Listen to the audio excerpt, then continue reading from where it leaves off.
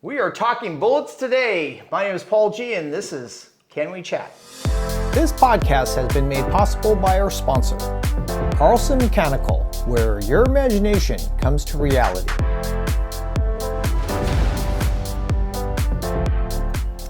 Well, please welcome the most interesting man on the range, Tony Cuomo. Thank you for coming out. Oh, my pleasure, my pleasure. It was a nice drive. The 91 is always a gift to be on during the morning hours. How long have you been a safety officer? Well, I've been a safety officer for IDPA for about 6 years. I was a hunting and training safety officer back in New York. I'm still a firearms instructor. I transferred my licenses when I moved out of New York to California. So I've been in the industry since 1982 and became an instructor in 86. Wow. So that's been quite a while. Almost 40 years. Yeah. So when we first started, when I first started as a safety officer, my introduction to Tony was I heard him in the bay next to us. And I don't know how it started, but we all of a sudden had this competition on who can be the loudest. Obviously, Tony won. That's the New York. I used to work at Yankee Stadium. Beer here. Speaking of which, tell us a little bit more about that. Well, back during college, I worked at Yankee Stadium, and I worked on what's called a beer cart.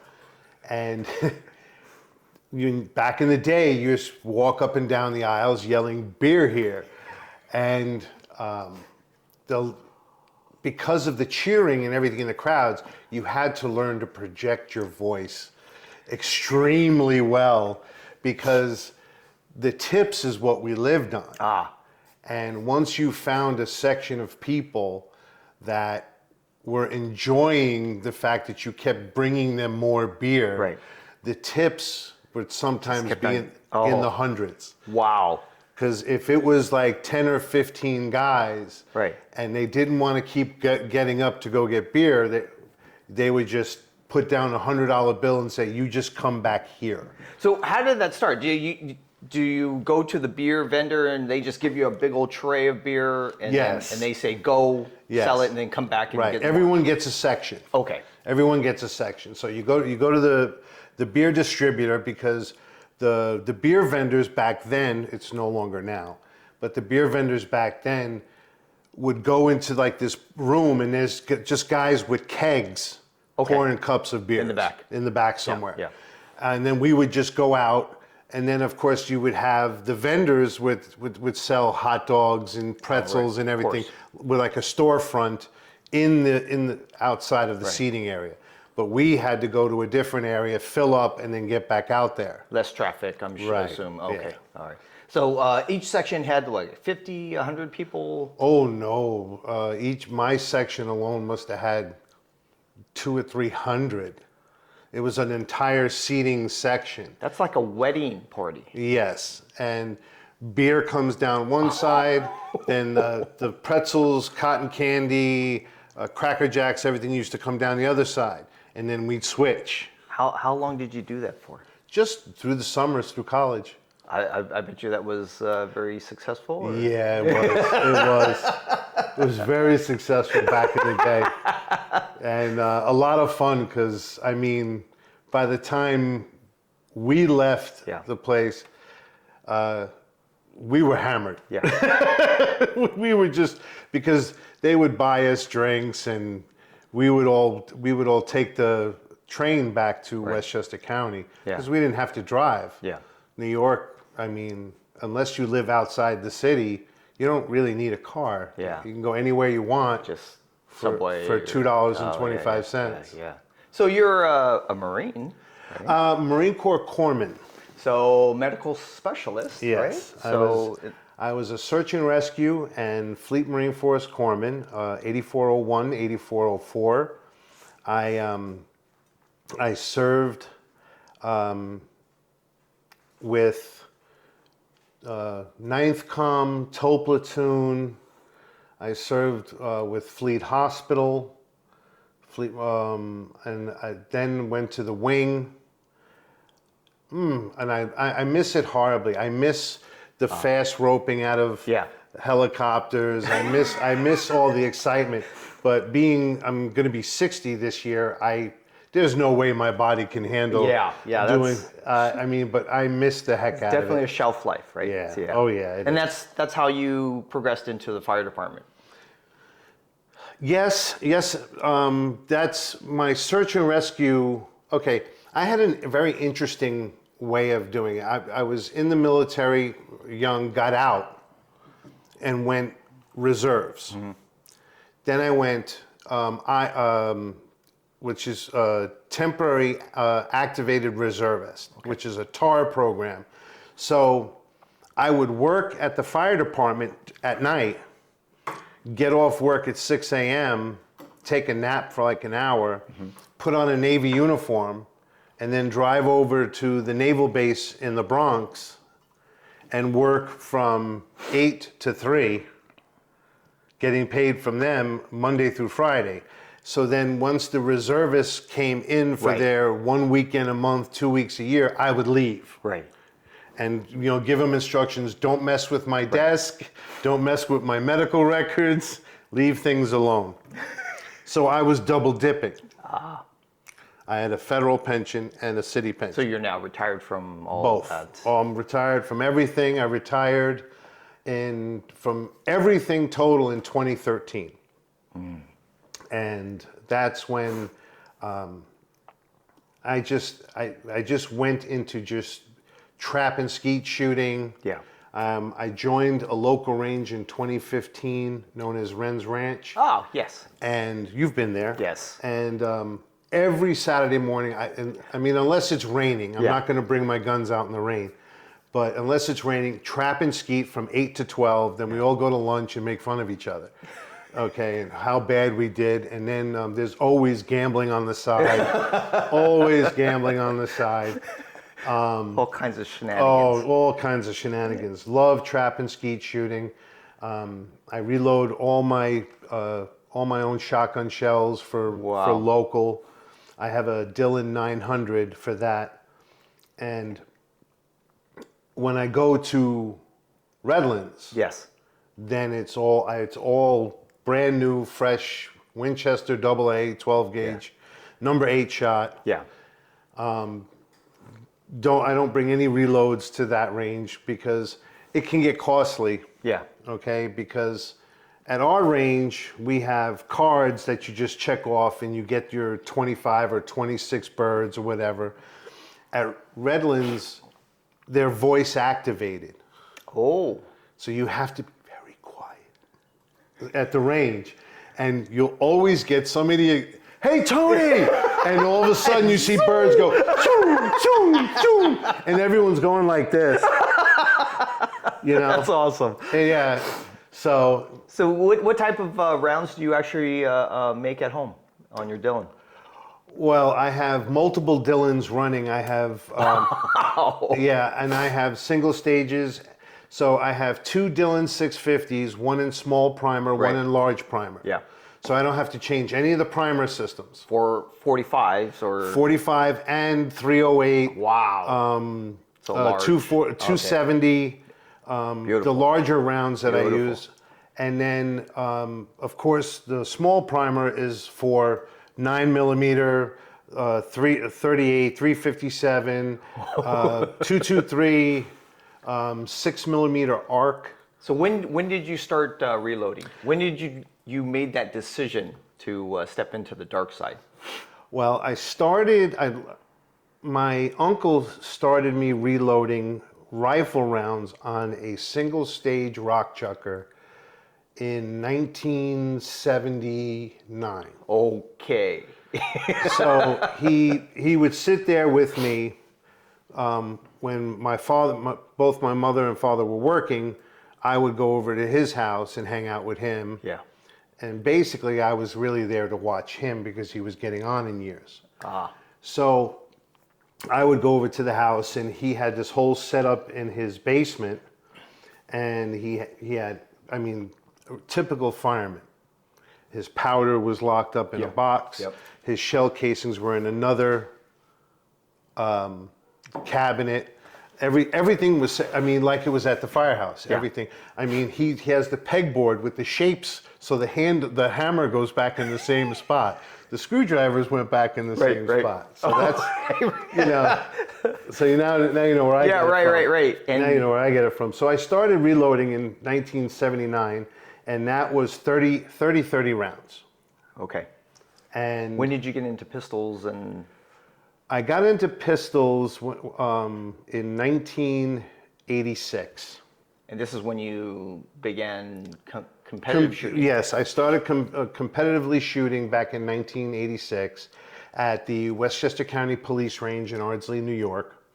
So this started in New York. Oh yeah, oh yeah. Well, my father was former law enforcement. I see where it came from. Yeah, all of my cousins are law enforcement and stuff like that. So they expected me to go into law enforcement, and I went through the whole process. Right. I was investigated by NYPD, and on the day that I got the news that I was going to go in and stuff like that, that my family had held like a party for me. And my mother This ought to be good. Yeah, and my mother stood up. Everyone was, welcome to the club, and everyone's raising their drinks. And my mother stood up and she says, Anthony, I love you very much, and I really don't want you to become a police officer. Yeah. And everything got quiet. She goes, your father was not home nights, and then it was during the day when they would switch, and with your attitude, you're either going to kill someone or someone's going to kill you. So that's when I switched over to the fire department. So that's when, when an Italian mom says that, that's it, it's done. Yeah. Everyone knew. So I went to the fire department, and it was the greatest thing ever. I mean, I started in New York City in 1987, December of 87. Was on the streets by January of 88, and to this day I still have lifelong friends. And off you went. Off I went. There you go. Racing through the streets of the city of New York in a 5-ton fast truck, lights and sirens going with my hair on fire. Oh my God. Speaking of Italian, what do we actually have here? Okay, so this is what I love the best for shooting in competition. This is Fiocchi. It's pronounced Fiocchi, okay. Fiocchi. Just think of gnocchi. Okay. I can visualize that. Okay, definitely. so it's Fiocchi Munizioni, which means, now it's going to be silly, translates into English as pasta munitions. That is fascinating. Yes. That is fascinating. Fiocchi in Italian means flakes of pasta or little bits of pieces of pasta. Wow. Okay. This is the second oldest munitions manufacturer in the entire world that's still in business. So 1876. Correct. From Italy. Italy, Lecco, Italy. And then they moved to They first moved United States. in the 50s. They moved to Illinois in the 50s. Okay. They started doing their munitions there, and then they became so big. In the 1980s, they moved to Little Rock, Arkansas. There's two of them. Yeah. So there's one in Arkansas. Missouri. So Ozark, right. Ozark, Missouri. Right. So Ozark, and then you Right. also have. Wow. They're here. Yes, so they're here now, and they make almost every form of ammunition that you can think of, from specialty Wildcat rounds now that are coming out to be standard rounds like the 6mm Right, ARC, right. which was done by Hornady. I've been using the Fiocchi products because of how can I put this?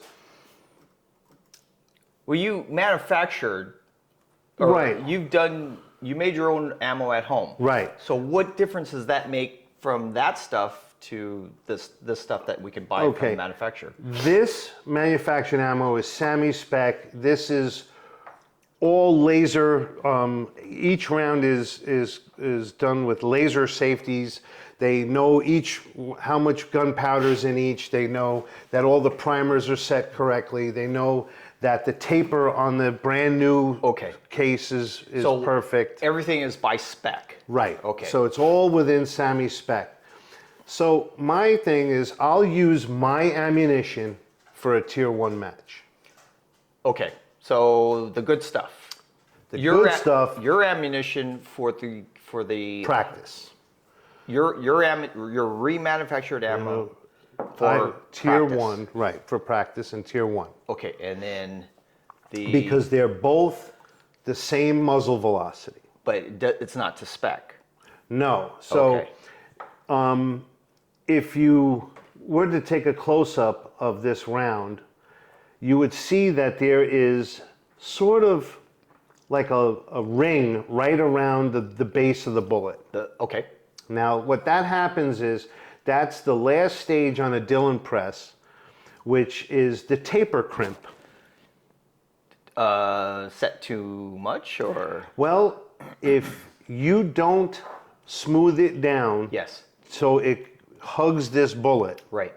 Because the rest of the casing, now I even go as far as to roll size all my brass through my roll sizer. Because of? I want them as close to SAMI spec as I can have it. Got it. So what I do is I actually keep the taper tight. Yes. You feel that edge on that round, but I know that round will chamber in any firearm that I have. So, like Glock bulges? The Glock bulge is gone thanks to the roll sizer. Which is a defect at the bottom of the shell at one right, because of an unsupported chamber. There you go. And the only reason why we mention that is that that is the weakest point, and if it's unsupported in another gun, you can actually have a catastrophic, which is exactly how we met. Right, that's how we met. My STI had a catastrophic in my hand, and he quickly did a medical assessment. Yes. And I thought he was just trying to fill me up. I was a little of both. Hey, come on. Not that I didn't enjoy it. I just. That's funny. So you so now undersize it, right, or oversize it, right? No, I undersize it. I pack it in to make sure that it chambers every time. Okay. So now, when I go to any type of match that I have to pay for, that I have to either leave the state. So you're on the clock. Right. So now I got travel expenses.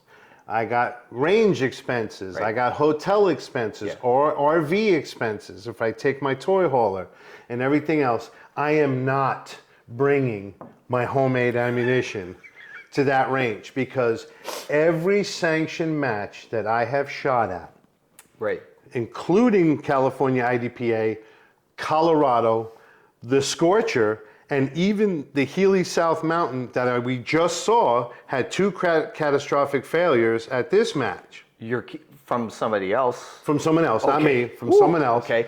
Because ammunition that's not in SAMI spec, after a while, won't have a catastrophic failure like a squib or something like that. But what they do is they put excessive wear on your extractor. Okay.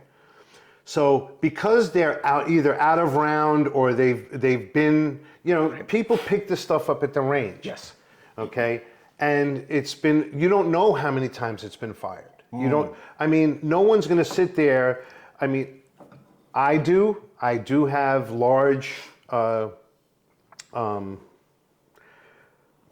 what's the tray that you put them in that sizes all 100 at one time? The gauge? Yeah. Yes. The case gauge. Yes. I have a 100-round case gauge. Yes. I try to make it as to SAMI spec as possible. Okay. But every major match I've gone to, I have watched people trying to rack the round out of their gun. Wow. Healy South Mountain, I saw 2 masters, 3 experts sitting there fighting with their gun. And I'm sitting there going, you're using reloaded ammo at a sanctioned match? And he goes, well, yeah, I trust my ammo. I'm like, guess not. Well, speaking of which, the 2024 Healy Arms South Mountain Showdown, I believe you were very successful there as well, right? Yes, I took first place in ESP and was Congratulations. bumped to expert. Holy cow, he's an expert now. Yeah, oh no. He's all dressed up and nowhere to go. So yes, I have been bumped up to expert. I was shocked because I had 2 brain farts on the stages. I had one where I had the round count in my head right, but I dropped the magazine with ammunition, kept running. That was just a brain fart. Yeah. And then But 12 stages, right? yeah, 12 stages. 12 stages.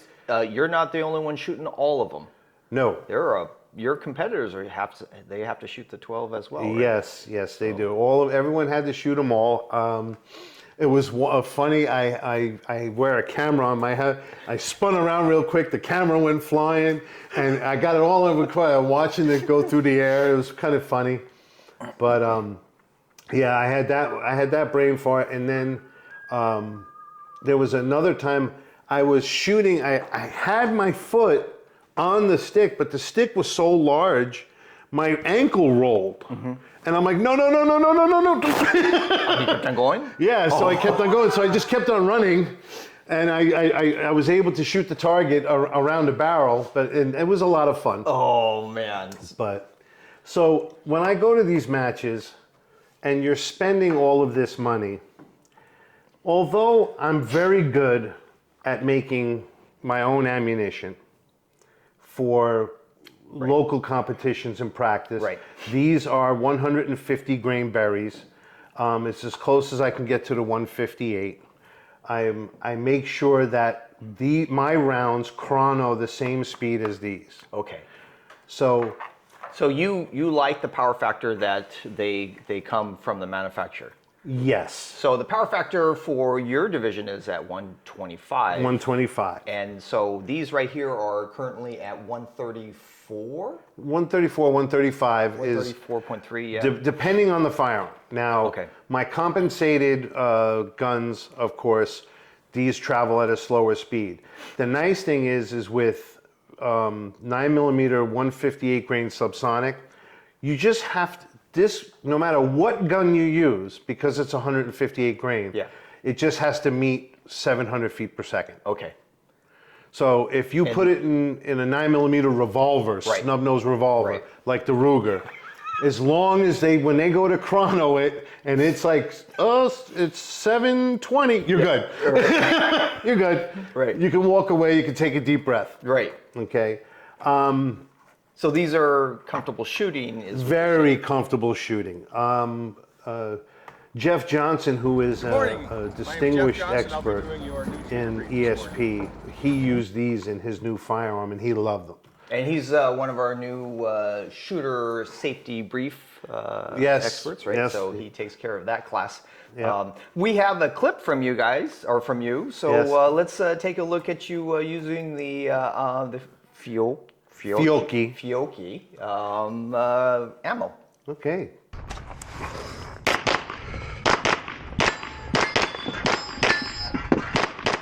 Wow, that was exciting. Yes, a little fast. It just shoots even. Yes, it's a very, as you see in that clip, I was using a Springfield 1911 A1 Rangemaster, which has been tricked out. It's I could see that. yeah, it's the gun's like butter. Yeah. It's I was waiting for it to go auto, full yeah, auto. Right? yes, it has a 1.5 pound pull on the trigger. I don't know how you even compete with something like that. That and my PCC, all 1.5 pound. Of course. Yes, Of course. So this way, I'm just sitting there like this, and it's just going. But it's a very, like I said, it's a heavy round. It's an accurate round, and what makes it so accurate is a 158 grain bullet it has so much meat, Yes. so much that Yeah. there's more meat on the lands and grooves. I mean, on the rifling of your handgun. Right. So the more the meat that hits the rifling, the more accurate it is. When I bench rested these rounds using a CZ-P07 duty gun, I held a sub MOA. I mean, it almost was as if the rounds were going through the same hole. Oh, I see. I see. It was a sub MOA at 15 yards from a bench, from a pistol rest that was designed just to check ammo. And I'm sure it does wonders on steel plates. Oh, it does wonders on steel plates. I mean, it's just fun to shoot. I would love to see this stuff used in a PCC on steel. I really would. It was just like ping, ping, ping, ping, ping, ping, ping, and it was just like ta-da. I wish I had some video. I do have at Ren's Ranch we do have the steel plates, the 10-inch steel plates that we all practice with from 10 and 15 yards, and it's, I mean, beautiful. Yeah, there's. So it's obviously a brand that you know and trust and love. Yes, I use all of my primers are Fiocchi primers. Okay. Or Fiocchi. That's right. They primers do that I use for components my as well, yeah. Yes, they do components. They don't sell shell casings. They don't. They do sometimes. You can get the lead for the shot for shotgun shells. Right. But I use either berries or extreme bullets. Yeah, but my favorite as well. Yeah. Yeah. So I like the copper jacketed rounds in my guns. Where can you actually get some of that stuff? Do you So, have a connection? Or? Yes, there's called Ammo Supply Warehouse in Nevada. Okay. They stock this stuff regularly. And they know you by first name? Yeah, pretty much. So if you can, Pretty much. So if I go on a chat with them, yeah. So anyone that actually sells, who is actually a distributor for Fiocchi, will be able to order this for them. Oh, okay. Perfect. Right. A lot of stores won't put it on the shelf because of the fact that it's subsonic ammunition, and right away people think, oh, you have a suppressor and this and that. No, if you use subsonic ammunition for competition, either IDPA or USPSA or anything else like that, you are going to notice a wealth of accuracy. And there are other companies that do make subsonic ammunition. They're new and up and coming companies. These guys have been around since 1876. Right. They blew up in the United States in the 1980s. And this ammunition is by far some of the cleanest, most accurate ammunition that I've ever used. So what's the cost of something like that nowadays? This is a whopping $18.99 a box of 50. Okay. So, and How much does it cost for your remanufactured ones at home? so with using a ballistic calculator, I have gotten this down to 13 cents a round. Okay. Okay. I don't pay for shell casings. Right. I have thousands of shell casings. And honestly, my wife Simone has told me if I bring home any more brass, Right. I'm going to have to sleep outside with it. I have one of those as well. Yes, because I don't have 5-gallon buckets anymore. Right. I have the 30-gallon white food containers. Because I had all of these 5-gallon pails Right. stacked up on each other to the point where now they're breaking and the brass is just spilling out onto my concrete. Bless your heart. Yeah. So the best place to get brass, in my opinion, is the Nationals. Yes. Right. So as a safety officer, you have full reign and you can pick up and collect whatever you want. So there was a team in there. There's you were Yes. in the bay next to us. Yes. So so all we did was there was a gentleman that started pulling out Dave. So he pulled out these double-walled bags. Mm-hmm.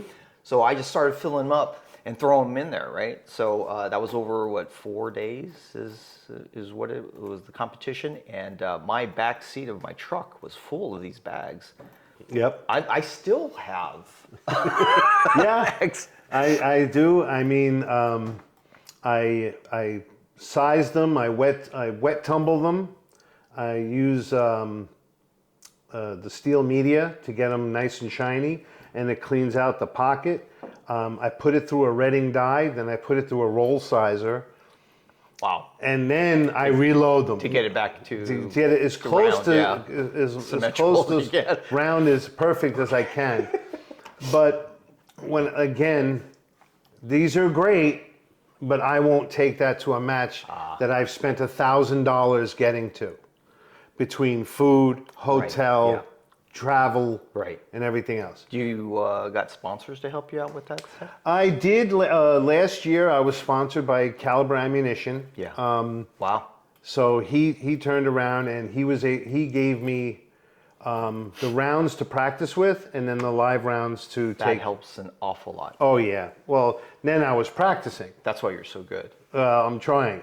It'd be a lot better if I could lose 80 pounds.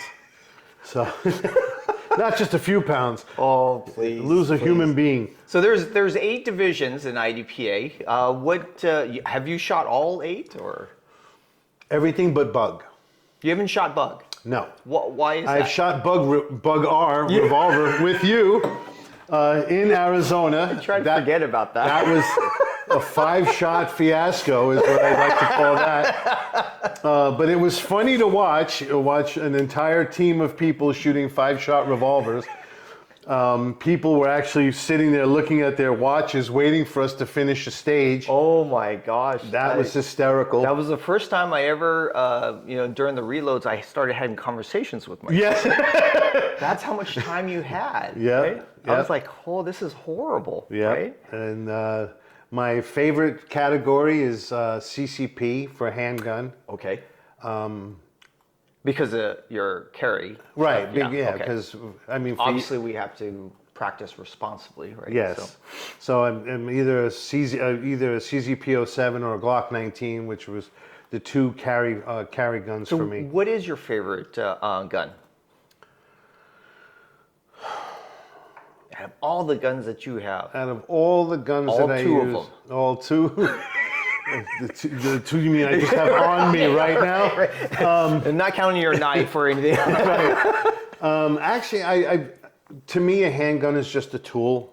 I don't have any real favorites. Come on. Everybody has their favorite tool. Smith & Wesson model 14-1. Okay, here it comes. 6-inch Target Master. 6-inch. 6-inch Target Oh my Master. God, that's like a mini PCC. Yes, it is. And it's the smoothest, most accurate handgun I've ever used in my life. So it just sits there and da da da da da da da. Yep, it's 6 rounds of sheer pleasure. Oh. I used to shoot what's called the Winchester match for the NRA. Okay. Which I am a distinguished expert. Which they changed the leadership No. there. Oh, they changed the leadership, Yeah, but the not NRA, yeah. but not the qualifications for handgun. Right. But that's a different video. Yeah, so we'll get into that later. That's the one where you're standing there sideways. The guns, you got a patch over one eye. Oh, yeah. Yeah, and you're looking through a little tiny peephole, and Right. you're shooting at a target at 50 yards. Right. And So I know the isometric strength on that is just insane. Yes. The shooters that try to get on there. So Yeah. it's a lot more than just pulling the trigger. Oh yeah, it's. I didn't know you got involved in that stuff. Yes. Were you on the way to the Olympics for that, or No. why would you want to even do that? Well, there's no for Olympics. If I had an Anschutz 22, I can go 22 handgun Right. and go into the Olympics. Which is multiple dollars Right. for Oh, yeah. to make. Yeah, you need sponsors. Oh, yeah. That's a whole different world. I went to SHOT Show one day and they had the 22s out there, right? And I was holding one and I'm like, oh, this is beautiful. I'm like, what? How much is this one? He goes, oh, that's 20 grand. And I sat there, looked at him, and went, what? So I gently put it down. Walked away. I have what I used to use in the 22 categories in New York. I have 4 Kimber. What do they call the Kimber 1988s? Basically, it's a target rifle, Right. With the big sights on it, Yeah. and you have the hooded front sight, and you're looking through little tiny peepholes and everything else, and it's very cool. But if you don't have all the equipment, that I've since gotten rid of it all, but you had to have the stand because Right, you would right. take one shot Yeah. and then rest the gun on the stand and load one shot. You bring it back up, and you you're sitting there holding it in like Yeah. this, and you're holding this giant piece of wood, okay? And But you're all tethered in. And, right? it's leathered into me. Yeah. It's into here and Strapped in. into your shoulder. Do you like precision shooting or? Yes. Okay. Yeah. You do? Yeah, I love precision shooting. Better than IDPA? Or? No, unless there's money involved. Okay. Yes, yes, because what we like to do is for the first Sunday of every month, once the weather clears up at our range, we have a 22 caliber precision shoot. Yeah. And you're shooting at little tiny metal targets at 25, 50, 75, and 100 yards. Yeah. And you're of course you're offhand, so you're standing and you're sitting there with this rifle. And the Olympic rifles they have today are ultra light rifles. These kids today can literally stand there Yeah. for hours yeah. not get tired. I mean, it's Yeah. all carbon fiber. Oh, yeah. And the only thing that's metal is the sleeve inside the barrel, because the outside is carbon fiber. Yeah. And the receiver. Not even the sights anymore are steel. Right. You know, and if you look at my Kimbers, the ones that I've used for all these matches, you'd be like, well, first you would look at it and go like, oh my God, that thing's old. I mean, you know, and it's like, I say, I'm old. Right. We're all old. We're right? all old. You know, so I have is these insane. precision rifles, and today you get these kids that will spend the money on an Anschutz rifle. Yeah. And I'm sitting there going, well, if you want to spend that kind of money, let's see how good you do. And because the thing is once you hit the timer with precision shooting, that's when the heart starts racing. You could be all big and bad and everything else, but once you know that the timer's on and now you're under a clock, everything changes. Sure. You know, and you're shooting at a target that's the size of a quarter. Yeah. You know, at 100 yards. So what's on your competition schedule these days? Well, I'm going to Vegas. I'm going to Colorado. I'm going to, and the Colorado, I can't wait. So you're going back to back. Oh yeah, I'm doing all of these the matches. Ironman thing. So they're doing 2 tier 4s on Saturday, one on Saturday, one on Sunday. Correct. Tell me you're not going to Texas after. No. So it's Sacramento, Vegas, Colorado, and I think I'm taking the kids away to Vegas. Oh, okay. Yeah.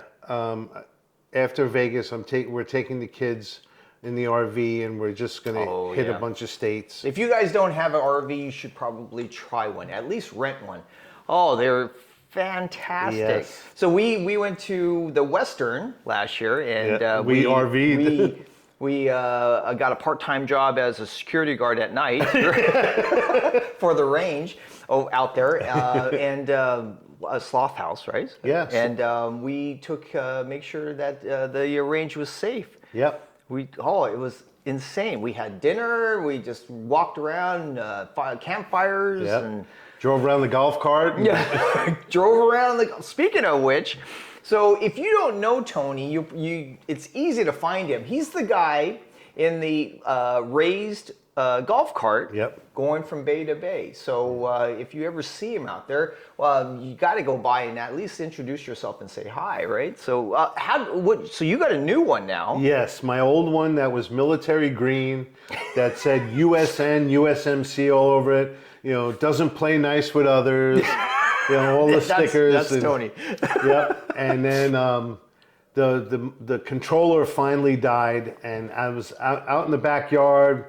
And again, I was under there taking it apart, and the wife came out and said, you know, honey, how many times have you repaired this? And I said, I've repaired this thing a few times. Yeah. And it was getting kind of crazy. I had stacks of tires in the backyard in case I needed them and stuff. And the wife looks at me, and I'm sitting there, pool of sweat, trying to get the other controller out. And she goes, why don't you just go buy another one? Go buy a new one.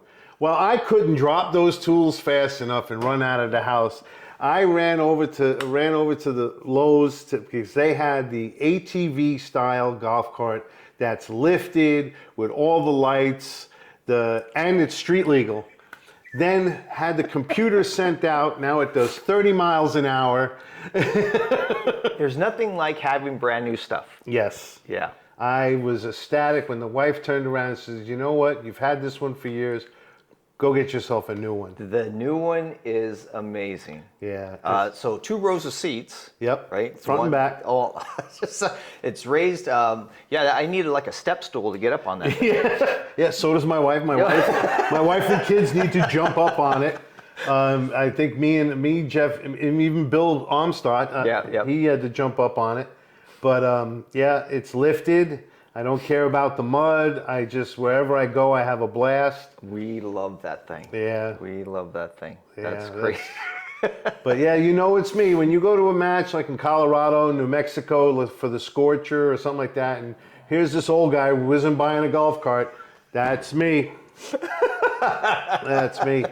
Yeah, so next time you see the golf cart, you got to stop them, introduce yourself, say hello. I mean, that's there. Thank you very much for coming. Oh, thank you very much for having me. That was a wealth of knowledge on ammo itself. I'm sure there was a lot of viewers that had questions about that stuff. Well, I take heed if you're going to spend that kind of money to go travel to us, because I'll tell you, like Team Wilson Combat, they don't use reloads. Oh, Walt, yeah. Walt and them don't use reloads. No, he doesn't. Nope. He doesn't. But yeah, I mean, he was blessed, and he actually has sponsors. Yes. That will take care of him for that. So that's Fiocchi was actually they take care of the Metlick, right? Yes. Yep. So the family, right? Yes, they do. So that's they're truly blessed. So, Yes. But thank you very much for tuning in for us. So this is as much as you want to know about ammunition, I assume. Know. on one given podcast, there you go. But yes, if you haven't tried it, buy a box. So we have a local match coming up on Sunday. Tune in next week. There will be Anthony Vega will be here. He'll be returning. He'll be telling you about his experience with the match. My name is Paul G, and this is Tony Cuomo. Nice to meet you. And this was Can We Chat. Thank you very much for tuning in. We'll see you next week.